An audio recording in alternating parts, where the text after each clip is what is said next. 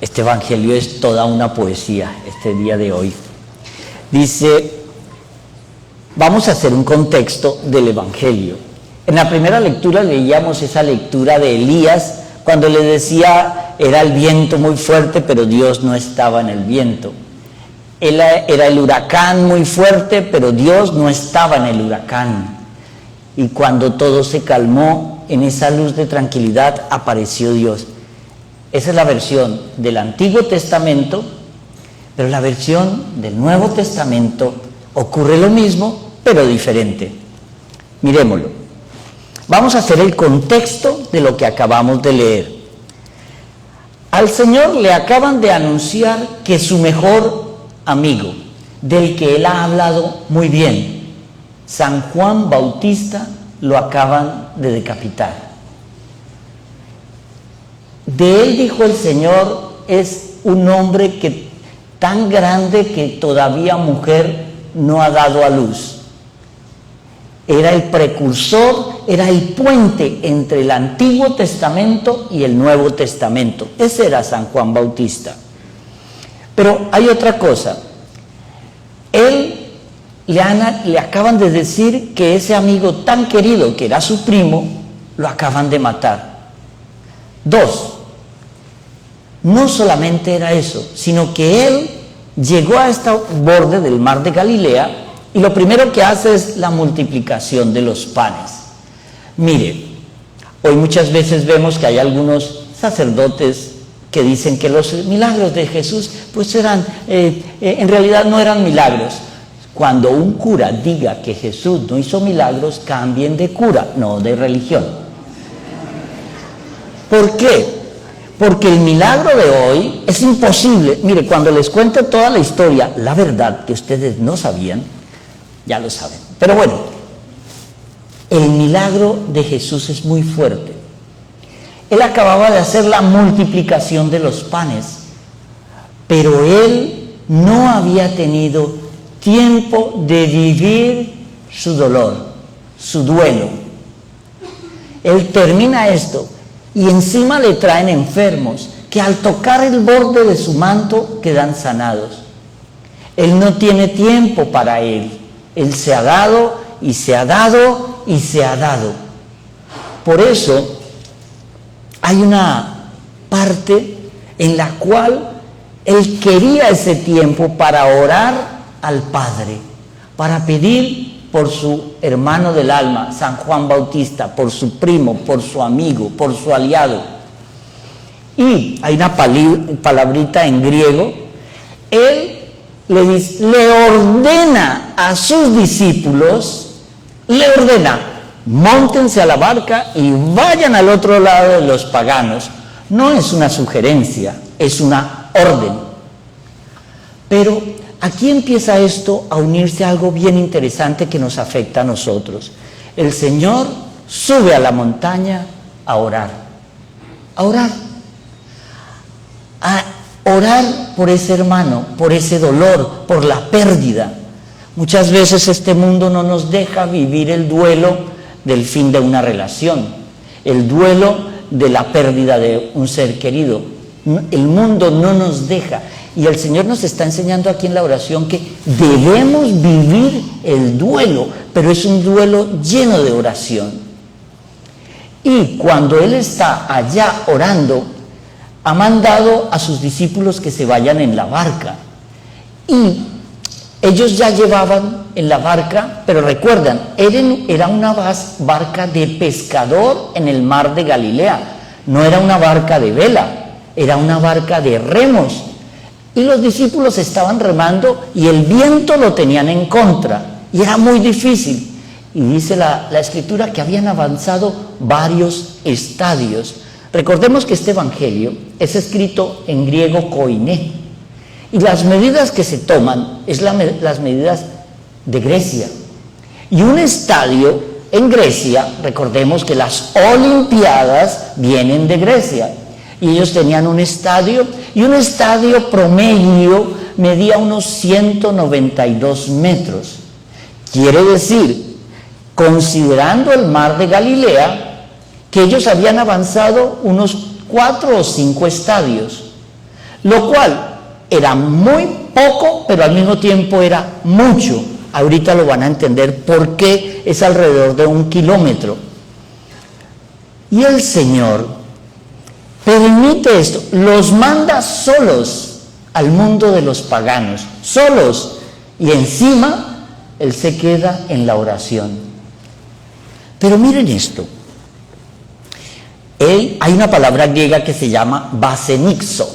Basenixo es un participio pasado de los sometió a la prueba.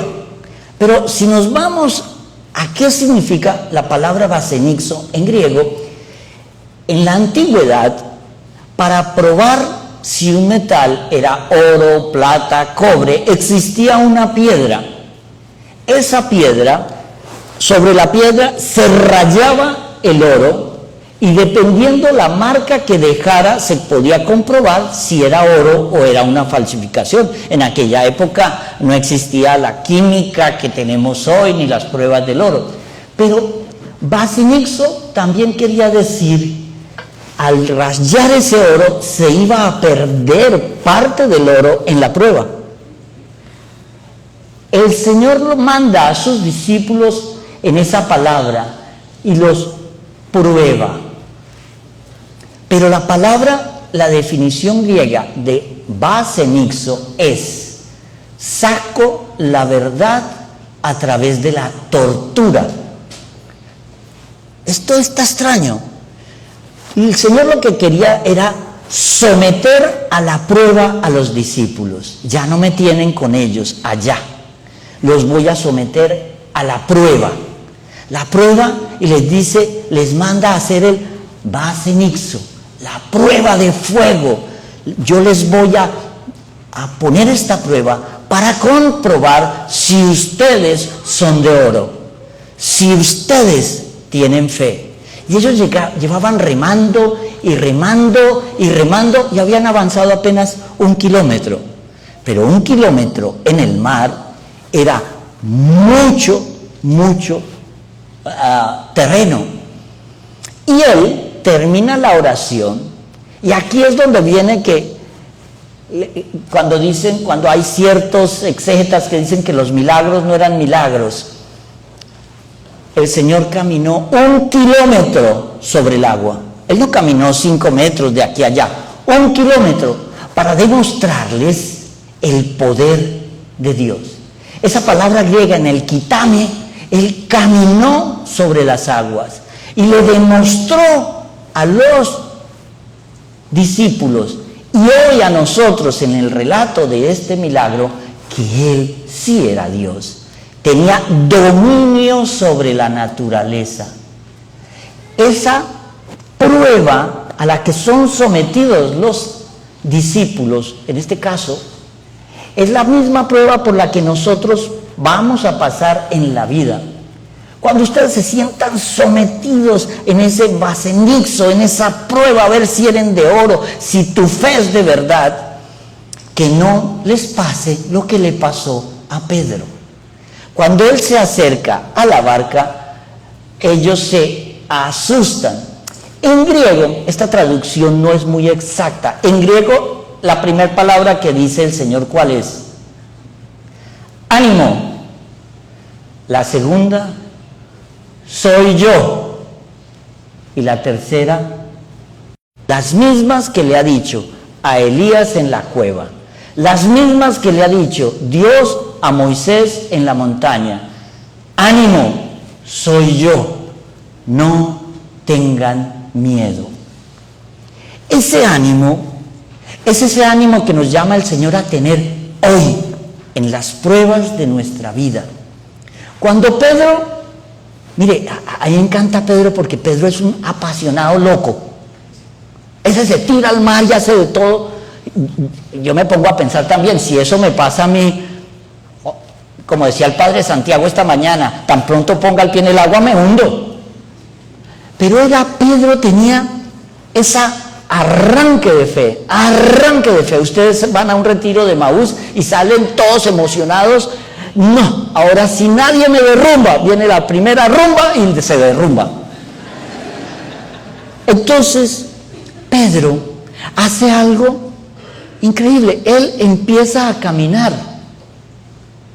Y en esa palabra que vuelve, el que tame, ven. Pero Pedro le dice al Señor algo bien interesante. Ordéname ir a ti. Él no dice, Señor, ¿puedo ir? Señor, yo quiero ir. No, ordéname ir a ti.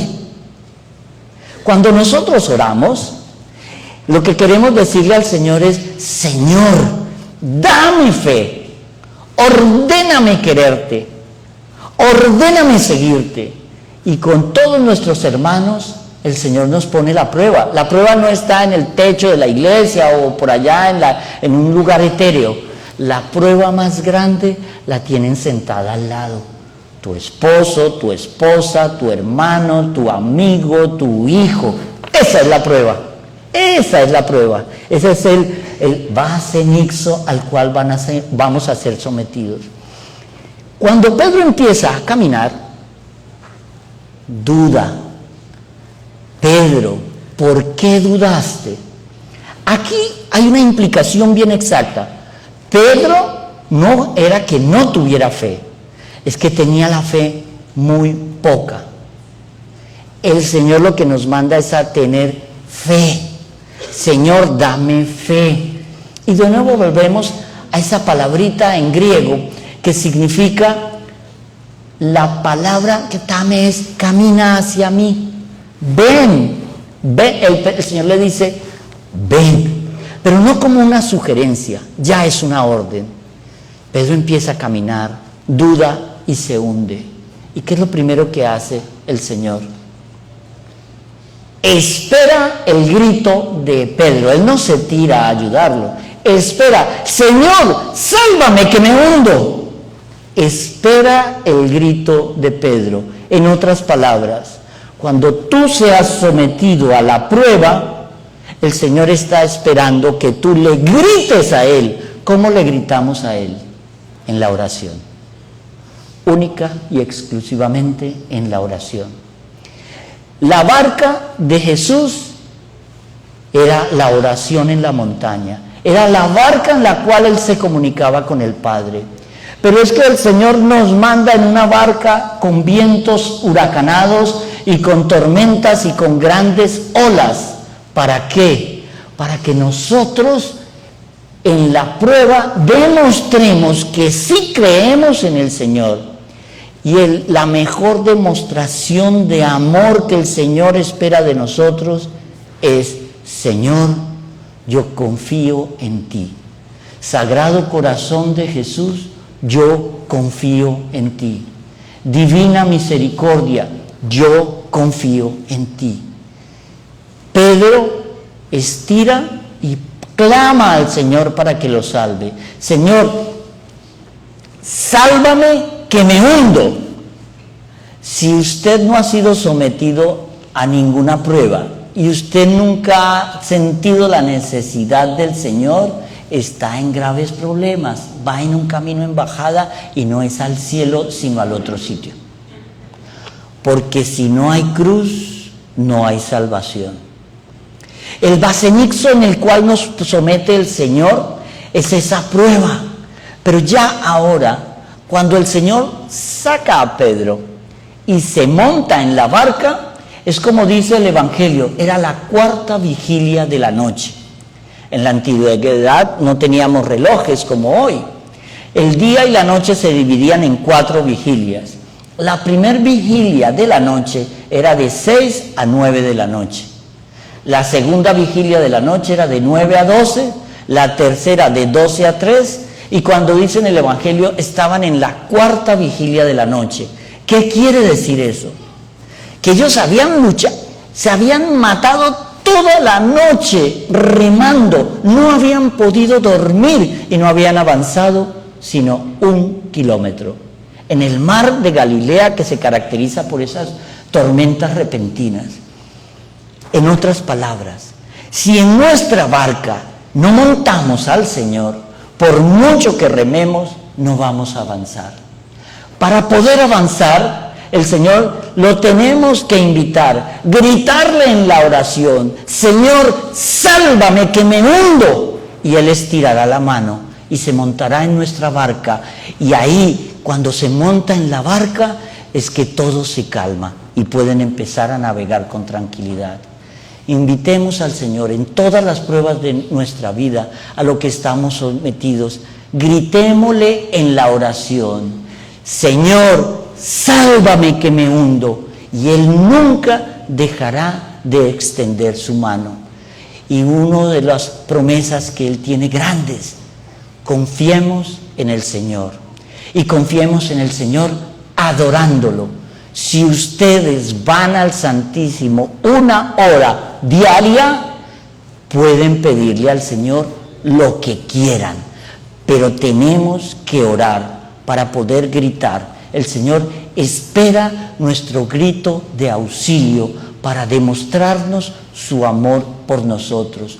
Nunca nos dejará hundir, pero es que no oramos, no gritamos, no pedimos. Amén.